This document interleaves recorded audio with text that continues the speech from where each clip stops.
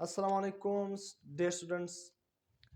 हमने alternating current का chapter start किया हुआ है, तो आज हम इसका नेक्स्ट लेक्चर पढ़ने वाले हैं AC through resistor. AC through resistor से हर बेसिक पॉइंट, हर कम्प्लेक्स पॉइंट हम क्या करेंगे, डिस्कस करेंगे। अगर आप सेकेंड ईयर बोर्ड एग्जाम के लिए तैयारी कर रहे हो या कोई भी कम्पिटिटिव एग्जाम के लिए तैयारी कर रहे हो, तो एसी थ्रो रेजिस्टर से हम हर बेसिक पॉइंट, हर कम्प्लेक्स पॉइंट क्या करेंगे, डिस्कस करेंगे। तो दोनों साइड ही के लिए क्या होगा, बेनिफिशियल, आपके बोर्ड एग्जाम के लिए भी, आपके कम्पिटिटिव एग्जाम के लिए भी। इसमें हम हर कम्प्लेक्स पॉइंट भी डिस्कस करते हैं और हर बेसिक पॉइंट क्या करते हैं, वो भी डिस्कस करते हैं। इसी तरह से कोई भी ऐसा पॉइंट नहीं होगा जो आपको कंफ्यूज करेंगे। अगर आप कोई कम्पिटिटिव एग्जाम दे रहे हो या बोर्ड एग्जाम की तैयारी कर रहे हो, कोई भी ऐसा पॉइंट नहीं होगा जो आपको कंफ्यूज करेगा। जो अगर आपने लेक्चर लास्ट तक देख लिया ना, तो एसी थ्रो रजिस्टर का क्रिस्टल क्लियर कंसेप्ट हो जाएगा, आपको क्लियर हो जाएगा क्रिस्टल क्लियर कंसेप्ट। और साथ में एक वेल डिफाइंड नोट्स भी आपको मिल जाएंगे, जो आप अपने एग्जाम के लास्ट दिनों में बहुत ही जल्दी जल्दी डेटा उसे गेन कर सकते हो और बहुत ही अच्छे मार्क्स ले सकते हो। तो काइंडली अगर आप चैनल पर नए हो तो चैनल को सब्सक्राइब कर देना, बेल आइकन की घंटी को पुश कर देना, ताकि आपको नए आने वाली लेक्चर की नोटिफिकेशन मिल सके। लेक्चर को स्टार्ट करते हैं। AC through resistor, alternating AC का मतलब क्या है, alternating current through resistor. AC through resistor क्यों पढ़ते हैं, हमारा मेन मकसद क्या है। हम फिजिक्स में जो भी लेक्चर पढ़ते हैं, हमारा मेन मकसद होता है। अब एसी थ्रो रजिस्टर क्यों पढ़ते हैं, मतलब अल्टरनेटिंग करंट थ्रो रजिस्टर हम पास करना चाहते हैं। हम क्यों पढ़ते हैं ना, मेन मकसद हमारा क्या है कि रजिस्टर से हमने एसी करंट को पास करना है। क्यों पढ़ते हैं, हमारा मकसद क्या होगा, एसी थ्रो रजिस्टर। तो मेन मकसद क्या होगा, याद रखना, पर्पस, मेन मकसद हमारा क्या होगा, purpose to determine the relationship between voltage and current. हमारा मेन मकसद क्या होगा कि हमने वोल्टेज और करंट के दरमियान हमने क्या फाइंड करना है, रिलेशनशिप। क्या मतलब है रिलेशनशिप, रिलेशनशिप का मतलब क्या है, ये है कि हमने रेजिस्टर के साथ, ये क्या है, एक रेजिस्टर है, उसके साथ हमने एक एसी सोर्स अटैच किया हुआ है। एसी सोर्स का मतलब क्या है, जो अल्टरनेटिंग करंट प्रोवाइड करे। कोई भी एसी जनरेटर हो सकता है, कोई भी चीज हो सकता है जो एसी करंट प्रोवाइड करे। अब रिलेशनशिप का मतलब ये है कि वोल्टेज और करंट के दरमियान रिलेशनशिप का मतलब ये है कि अगर हमने यहाँ पर एसी सोर्स अटैच किया है, हम सर्टेन पॉइंट पर, इंस्टेंटेनियस पॉइंट पर देखते हैं कि वोल्टेज और करंट, एक ऐसा पॉइंट है कि जहां पर वोल्टेज मैक्सिमम है, एक ऐसा पॉइंट जहां पर करंट मैक्सिमम है। क्या वोल्टेज और करंट दोनों एक ही पॉइंट पर मैक्सिमम हो रहा है, या दोनों एक पॉइंट पर मिनिमम हो रहा है, या दोनों क्या है, एक वोल्टेज मैक्सिमम, जो करंट है वो क्या है, मिनिमम। मतलब हमने रिलेशनशिप को देखना है, वो हम देखेंगे कि किस तरह एक ही पॉइंट पर दोनों मैक्सिमम हो रहे हैं, या एक ही पॉइंट पर दोनों मिनिमम हो रहे हैं, या एक मैक्सिमम हो रहा है दूसरा मिनिमम हो रहा है। तो इन दोनों में रिलेशनशिप क्या है, रिलेशनशिप का मतलब ये है। तो हमने वोल्टेज और करंट के दरमियान क्या है, रिलेशनशिप फाइंड करना है। तो सिंपल एसी थ्रो रजिस्टर, हमने एक डायग्राम बनाना है जो बुक में गिवन है। सिंपल डायग्राम आपके बुक में गिवन है कि इसका सर्किट डायग्राम क्या है। एक एसी सोर्स है ना, हमने एसी एसी करंट को हम इस तरह सिंबल से रिप्रेजेंट करते हैं, एक सर्कल लिखते हैं और इसके दरमियान इस तरह एस का सिंबल लिखते हैं।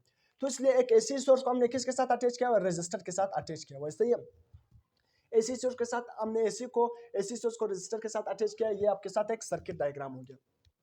अब ये सर्किट डायग्राम को आप किस तरह डिफाइन करोगे कि AC source is connected to a resistor. हमने एक एसी सोर्स को रेजिस्टर के साथ कनेक्ट किया है। एसी सोर्स का मतलब ये है कि एसी करंट प्रोवाइड करना, वो चीज जो एसी करंट प्रोवाइड करता है उसको हम एसी सोर्स कहते हैं। कोई भी चीज एसी सोर्स हो सकता है, जिस तरह एसी जनरेटर, कोई भी चीज हो सकता है।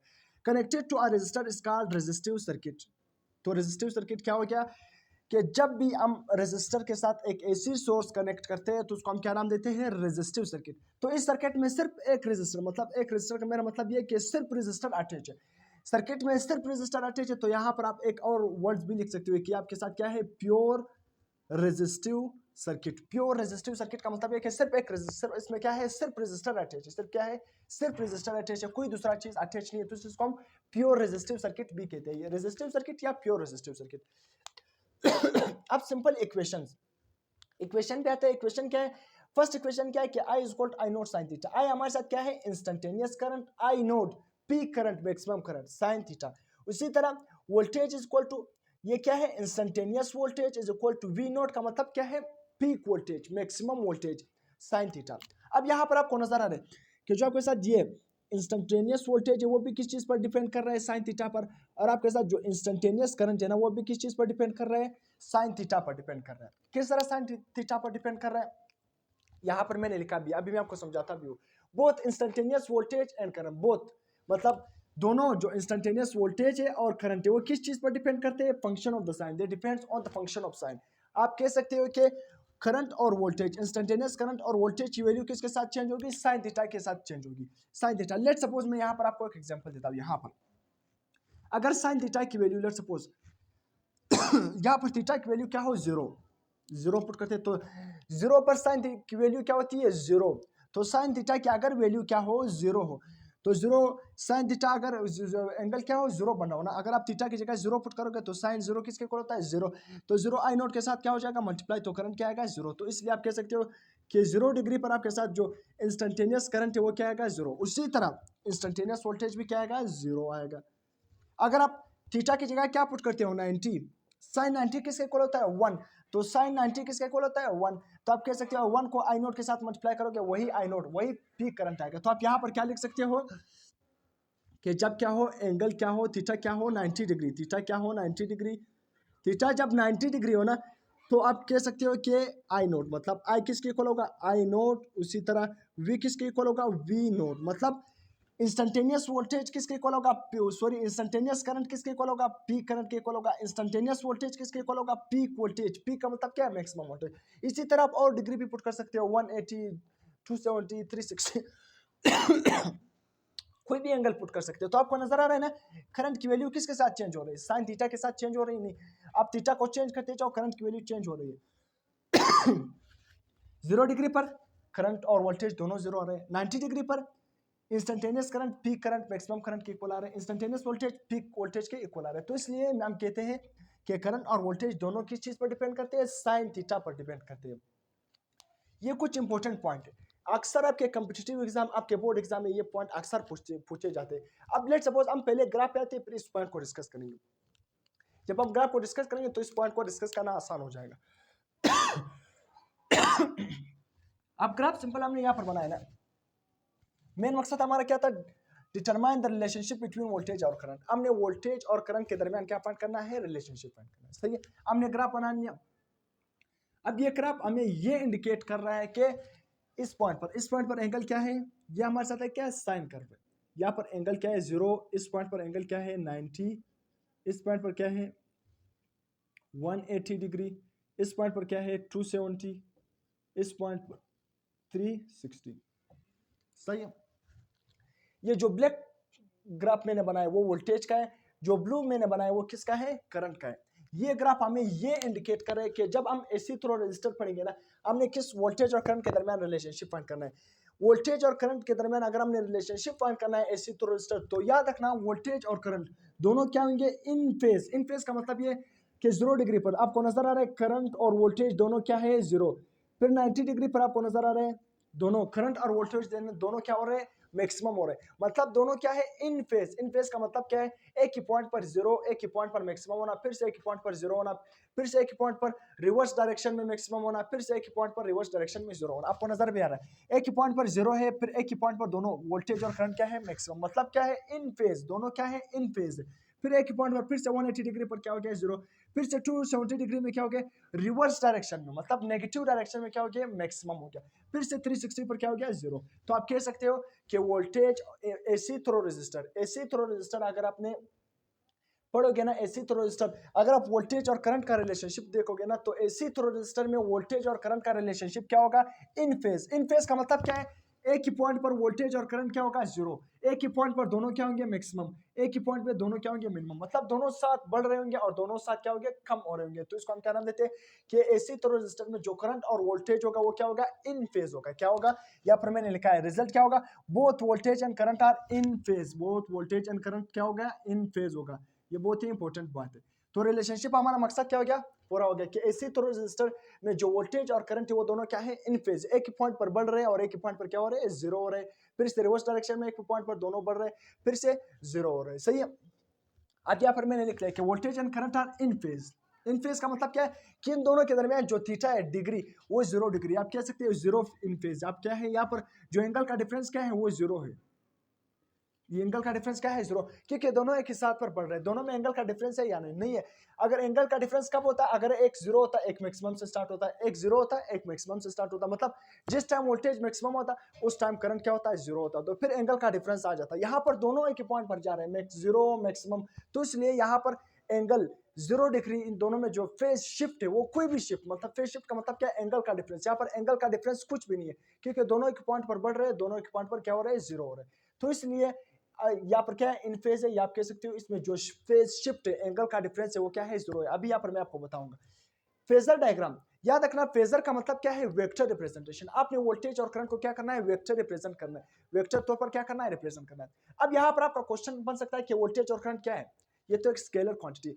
याद रखना स्केलर क्वांटिटी, मगर हम इसको क्या करते हैं, वेक्टर रिप्रेजेंटेशन अपने आसानी के लिए, इसलिए हम इसको क्या करते हैं, वेक्टर विजुअलाइज करते हैं, वेक्टर तौर पर हम क्या करते हैं, इसको रिप्रेजेंट करते हैं। हालांकि ये क्या है, वेक्टर क्वांटिटी नहीं है करंट और वोल्टेज, मगर अपनी आसानी के लिए इसको हम क्या करते हैं, वेक्टर तौर पर रिप्रेजेंट करते हैं। कुछ ऐसी चीजें फिजिक्स में हालांकि वो वेक्टर होती नहीं है, हम उसको अपनी आसानी के लिए वेक्टर तौर पर क्या करते हैं, रिप्रेजेंट करते हैं। तो इसलिए यहाँ पर एसी थ्रो रेजिस्टर में अगर आपने करंट और वोल्टेज को वेक्टर तौर पर उसका फेजर डायग्राम बनाना है तो वेक्टर रिप्रेजेंटेशन का उसका क्या होगा, ये क्या होगा, दोनों इन फेज है। जब दोनों इन फेज होंगे तो दोनों क्या होंगे, हॉरिजॉन्टल एक्सिस पर हम बनाएंगे। करंट का ये डायग्राम और वोल्टेज का क्या होगा, ये तो दोनों क्या होंगे, हॉरिजॉन्टल एक्सिस में बन जाएंगे, क्योंकि एंगल क्या है इन दोनों के दरमियान, फेज शिफ्ट क्या है, कुछ भी नहीं है, तो इसलिए दोनों क्या होंगे, बिल्कुल स्ट्रेट 0 डिग्री। यहाँ पर एंगल क्या है, 0 डिग्री इन दोनों के दरमियान। यहाँ पर भी आपको नजर आ रहा है कोई भी एंगल फेज शिफ्ट का डिफरेंस नहीं है, तो इसलिए दोनों हमने क्या बनाया, हॉरिजॉन्टल एक्सिस पर बना लिया। अब यहाँ पर जो इंपॉर्टेंट पॉइंट, ये तो मैंने आपको समझा कि बोथ इंस्टेंटेनियस वोल्टेज और इंस्टेंटेनियस करंट किस पर डिपेंड करते हैं, साइन थीटा पर। अब यहाँ पर नो फेज शिफ्ट, आपसे अक्सर पूछा है कि एसी थ्रो रेजिस्टर में फेज शिफ्ट क्या है, एंगल का डिफरेंस क्या है, कोई भी एंगल का डिफरेंस नहीं है, दोनों क्या है, एक ही साथ पर बढ़ रहे हैं, एक ही साथ पर जीरो हो रहा है। तो इसलिए आप कह सकते हो कि यहाँ पर फेज शिफ्ट क्या होगा, नो फेज शिफ्ट या जीरो फेज शिफ्ट। आप कह सकते हो जीरो फेज शिफ्ट, एंगल का डिफरेंस कुछ भी नहीं होता है। यहाँ पर याद रखना बहुत ही important point, ohm law applies. Ohm law का मतलब क्या है, यहाँ पर ओहम लॉ एप्लीकेबल है एसी थ्रो रेजिस्टर में। किस तरह, V is equal to I R, ये ओहम लॉ तो आपने पढ़ा है। V is equal ohm law पर मैंने बहुत ही कंप्लीट लेक्चर दिया है, अगर आपने देखा होगा तो आपका हर पॉइंट क्या होगा, क्लियर होगा। तो काइंडली अगर आपने ओहम लॉ का लेक्चर नहीं देखा तो उसको देख ले, इंशाल्लाह आपका हर पॉइंट क्या होगा, क्लियर हो जाएगा। V is equal to I R, R आपके साथ क्या है, रेजिस्टेंस। वोल्टेज का करंट के साथ डायरेक्ट रिलेशन होगा कब, जब रेजिस्टेंस क्या हो, कांस्टेंट। जब रेजिस्टेंस क्या हो, कांस्टेंट, वोल्टेज का करंट के साथ क्या है, डायरेक्ट रिलेशन। अगर वोल्टेज, डायरेक्ट रिलेशन का मतलब क्या है, अगर वोल्टेज बढ़ जाए ना तो करंट भी क्या हो जाएगा, बढ़ जाएगा। अगर वोल्टेज कम हो जाए तो करंट भी क्या हो जाएगा, कम हो जाएगा। तो इसी तरह आपको इस पॉइंट पर नजर आ रहा है ना ग्राफ में कि वोल्टेज और करंट दोनों क्या है, इन फेज। एक ही पॉइंट पर दोनों जीरो हो रहे हैं, एक ही पॉइंट पर दोनों मैक्सिमम, फिर एक ही पॉइंट पर दोनों जीरो, फिर एक ही पॉइंट पर दोनों रिवर्स डायरेक्शन में मैक्सिमम, फिर एक पॉइंट पर दोनों क्या है, फिर से जीरो। तो इसलिए हम कहते हैं कि एसी थ्रो रेजिस्टर में ओहम लॉ क्या है, एप्लीकेबल है, ओहम लॉ अप्लाइज। क्यों, क्योंकि वोल्टेज और करंट दोनों क्या है, इन फेज, एक ही पॉइंट पर बढ़ रहे हैं और एक ही पॉइंट पर कम हो रहे हैं। तो आपको नजर भी आ रहा है, अगर वोल्टेज कम करंट भी कम, अगर वोल्टेज मैक्सिमम तो करंट भी मैक्सिमम। यहाँ पर आपको नजर आ रहा है दोनों जीरो, दोनों मैक्सिमम, फिर से दोनों जीरो, दोनों मैक्सिमम, फिर से दोनों जीरो। तो दोनों में क्या रिलेशन है, डायरेक्ट रिलेशन है। तो ओहम लॉ क्या है, एप्लीकेबल है। इस पॉइंट को आपने याद रखना है। रेजिस्टेंस इज कांस्टेंट, याद रखना इसमें रेजिस्टेंस क्या रहता है, कांस्टेंट रहता है। रेजिस्टेंस क्या रहता है, कांस्टेंट रहता है। इसलिए वोल्टेज और करंट में क्या है, डायरेक्ट रिलेशन है। अगर कोई आपसे पूछे कि एसी तो रेजिस्टर में वोल्टेज और करंट क्यों इन फेज है, क्या रीजन है, ये रीजन ये है कि रेजिस्टेंस क्या होता है, कांस्टेंट होता है। रेजिस्टेंस क्या होता है, कांस्टेंट होता है, इसलिए वोल्टेज और करंट क्या होते हैं, इन फेज होते हैं। अब resistance is independent of frequency, याद रखना रेजिस्टेंस फ्रीक्वेंसी पर डिपेंड नहीं करता है। अगर आप फ्रीक्वेंसी को, जो एसी थ्रो रेजिस्टर है, अगर आप एसी करंट की फ्रीक्वेंसी को बढ़ा दोगे या कम कर दोगे तो रेजिस्टेंस पर कुछ भी फर्क नहीं होगा। रेजिस्टेंस पर कुछ भी फर्क नहीं होगा। Resistance is independent of frequency. एक और सुपर पॉइंट है कि रेजिस्टेंस फ्रीक्वेंसी पर डिपेंड नहीं करता। अगर आप एसी करंट की फ्रीक्वेंसी, मतलब एसी करंट की फ्रीक्वेंसी अगर आप बढ़ा दोगे या कम कर दोगे तो रेजिस्टेंस उस पर डिपेंड नहीं करता। यह पॉइंट भी। नो एनर्जी स्टोरेज, याद रखना रेजिस्टर कभी भी एनर्जी को स्टोर नहीं करेगा। हम आगे पढ़ेंगे AC through inductor, AC through capacitor. Capacitor भी एनर्जी स्टोर करता है in the form of magnetic field, in the form of electric field, और इंडक्टर भी एनर्जी स्टोर करता है in the form of magnetic field. Inductor energy store करता है in the form of magnetic field, capacitor energy store करता है in the form of electric field. मगर अगर कोई आपसे पूछे रेजिस्टर किस फॉर्म में एनर्जी स्टोर करता है, तो याद रखना नो एनर्जी स्टोरेज, रेजिस्टर कभी भी एनर्जी स्टोर नहीं करेगा। तो फिर रेजिस्टर का काम क्या है, मैंने लिखा है resistor do not store energy. Resistor energy को स्टोर नहीं करता मगर दे ओनली डिसिपेट। रेजिस्टर का काम करना है क्या, जाया करना। सिर्फ एनर्जी को क्या करेगा, जाया करेगा। एनर्जी को जाया करेगा, पावर को जाया करेगा, कभी भी ये एनर्जी को स्टोर नहीं करेगा। तो इसलिए मैंने लिखा है नो एनर्जी स्टोरेज। तो रेजिस्टर कभी भी एनर्जी को स्टोर नहीं करता। फिर यहाँ पर मैंने लिखा है नो फेज शिफ्ट, यहाँ पर शायद मैंने 2 बार लिखा है इसको, नो फेज शिफ्ट। इसमें कोई भी फेज शिफ्ट क्या होगा, नहीं होगा। फेज शिफ्ट का मतलब क्या है, एंगल का डिफरेंस यहाँ पर कुछ भी नहीं होगा। अब ये पॉइंट आपको मैंने डिस्कस कर लिया, ये पॉइंट भी हो गए। अब लास्ट में power dissipation. Power dissipation, power dissipation क्या है, P is equal to V I. Power, अगर आपने पावर डिसिपेट करना है, मैंने रजिस्टर का बताया कि रजिस्टर का काम क्या है, पावर को मतलब कोई भी एनर्जी स्टोर नहीं करता, उसका काम क्या है, सिर्फ जाया करना, एनर्जी को जाया करना, पावर को जाया करना। तो पावर डिसिपेशन रजिस्टर के अक्रॉस क्या होगी, याद रखना पावर डिसिपेशन अगर आपने फाइंड करना है तो पावर के तीन फार्मूले, power is equal to voltage into current, power is equal to current का square into resistance, power into resistance, power is equal to voltage का स्क्वायर डिवाइडेड बाय आर। मैंने पावर पर बहुत ही कंप्लीट लेक्चर दिया, अगर आपने पावर को पढ़ा होगा ना तो पावर के बहुत सारे रिलेशन मैंने बताए। तो पावर, अगर आपने पावर का लेक्चर नहीं देखा है ना तो उसका लेक्चर देखे तो पावर से रिलेटेड आपका हर पॉइंट क्या हो जाएगा, क्लियर हो जाएगा। तो पावर डिसिपेशन अक्रॉस रेजिस्टर हम इस फार्मूले से क्या करेंगे, फाइंड करेंगे। इस फार्मूले से क्या करेंगे, फाइंड करेंगे कि कितना पावर रेजिस्टर के अक्रॉस लॉस होता है। पावर मैक्सिमम मतलब जो रेजिस्टर के अक्रॉस पावर मैक्सिमम है, मिनिमम है, क्या है। तो यहाँ तक आप नोट कर सकते हो, इसके बाद मैं इसको मिटाऊंगा तो वहां पर डायग्राम भी बनाऊंगा, यहाँ तक आप इसको नोट कर सकते हो। इसके बाद हम पावर डिसिपेशन को भी पढ़ेंगे और मजीद पॉइंट भी क्या करेंगे, डिस्कस करेंगे। पावर डिसिपेशन को हम पढ़ लेते हैं कि पावर डिसिपेशन को एसी थ्रो रेजिस्टर में जो पावर डिसिपेट हो रही है किस फार्मूले के तहत हम फाइंड करेंगे, P is equal to V I. अब पावर डिसिपेशन के लिए अपने दो पॉइंट याद करने हैं बस, आपका पावर डिसिपेशन आप हर जगह कैलकुलेट कर सकते हो, AC through resistor, AC through capacitor, AC through inductor. अब power positive power means power is dissipated, याद रखना जिधर भी पावर पॉजिटिव आ गया तो उसका मतलब क्या है, पावर जाया हो रही है, पावर डिसिपेट हो रही है। Negative power means power is gain, जिधर भी पावर नेगेटिव आ गया उसका मतलब क्या है, वहां पर पावर क्या हो रही है, गेन हो रही है, हासिल हो रही है। तो दो पॉइंट, नेगेटिव पावर का मतलब क्या है, पावर डिसिपेट हो रही है। जिधर पावर पॉजिटिव में आ गया ना, सॉरी पॉजिटिव मैंने उल्टा किया, पॉजिटिव पावर का मतलब क्या है, पावर इज डिसिपेटेड। जिधर भी पावर प्लस में आ गया तो उसका मतलब क्या है, पावर जाया हो रही है। जिधर भी पावर नेगेटिव में आ गया, नेगेटिव पावर का मतलब यह है कि पावर गेन हो रही है। तो दो point, negative power, power is gain, positive power, power is dissipated. अब देखना, अब मैंने इस पावर का ग्राफ बना लिया, एसी तो रजिस्टर में दोनों क्या है, इन फेज, वोल्टेज और करंट। अब मैंने इसको जो बुक में गिवन है आसानी के लिए हम लोगों ने इसको क्या किया, चार क्वाड्रेंट्स में डिवाइड कर लिया, सही है। अब देखना एक क्वाड्रेंट 1 2 3 4, सही है।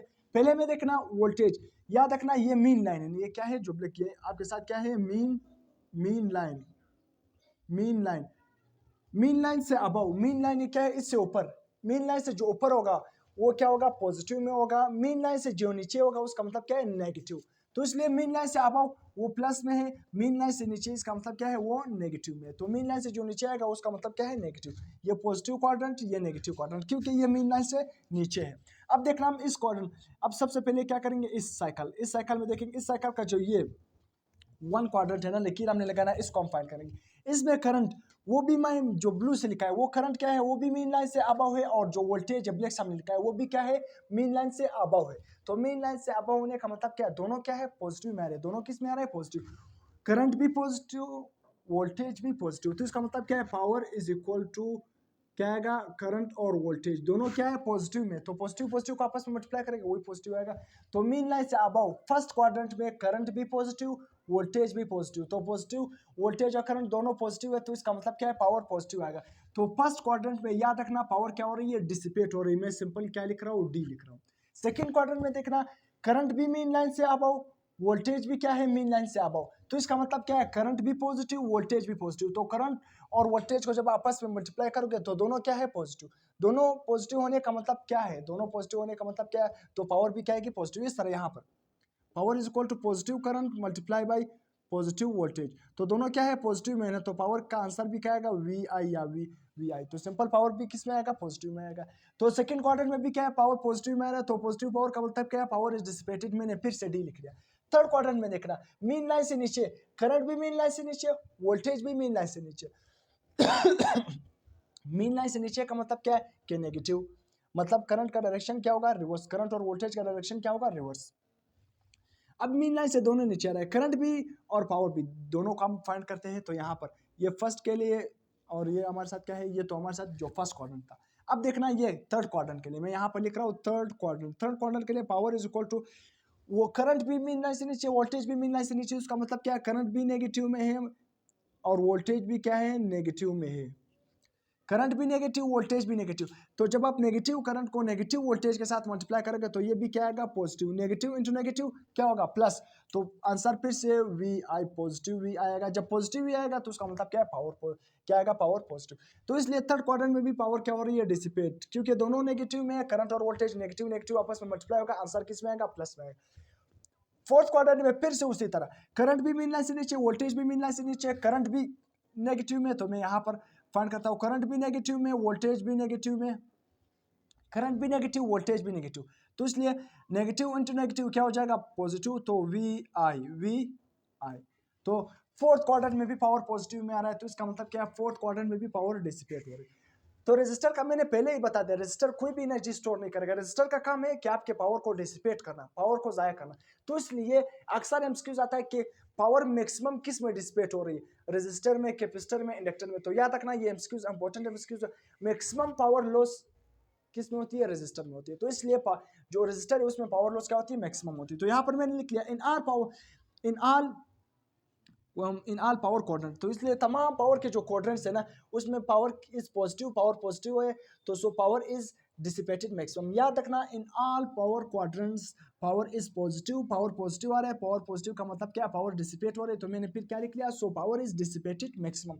एसी थ्रो रेजिस्टर में पावर मैक्सिमम डिसिपेट हो रहा होगा, तो इसलिए power dissipation is maximum in AC through resistor. मैंने हाईलाइट भी किया हुआ है इसको, कॉलम में बंद किया हुआ है, तो इसलिए ये एमसीक्यूज में अक्सर पूछता है। अब यहाँ पर मैंने एक एमसीक्यूज लिखा है, which of the following is true for a resistor in an AC circuit. अभी मैंने अब तमाम पॉइंट डिस्कस कर लिया। अब ये पॉइंट का आंसर, अगर आपने कंसेप्ट लिया, अपने तमाम पॉइंट को गौर से पढ़ा होगा ना, सुना होगा, तो ये पॉइंट आप बिल्कुल आपके लिए एक किस्म का रिवीजन है। ये एमसीक्यूज अक्सर एक कॉम्पिटिटिव एग्जाम में, आपके बोर्ड एग्जाम में इस तरह एमसीक्यूज आते हैं। Which of the following is true for a resistor in AC circuit. क्या ट्रू होगा एसी सर्किट में, रेजिस्टर के लिए इन एसी सर्किट। मतलब जब रेजिस्टर एक एसी करंट्स के साथ अटैच होगा तो उसके लिए हम इन पॉइंट में से क्या ट्रू होगा। इट स्टोर एनर्जी, ये एनर्जी स्टोर करेगा। इट रिलीज एनर्जी, एनर्जी को रिलीज करेगा। सी में क्या लिखा हुआ, इट डिसिपेट्स एनर्जी, ये एनर्जी को डिसिपेट करेगा। डी में क्या लिखा हुआ, it does not effect the energy, energy को कोई भी इफेक्ट नहीं करेगा। मैंने आपको पहले बता दिया ना कि एसी तो रेजिस्टर में, रेजिस्टर का काम क्या है, एनर्जी को डिसिपेट करना।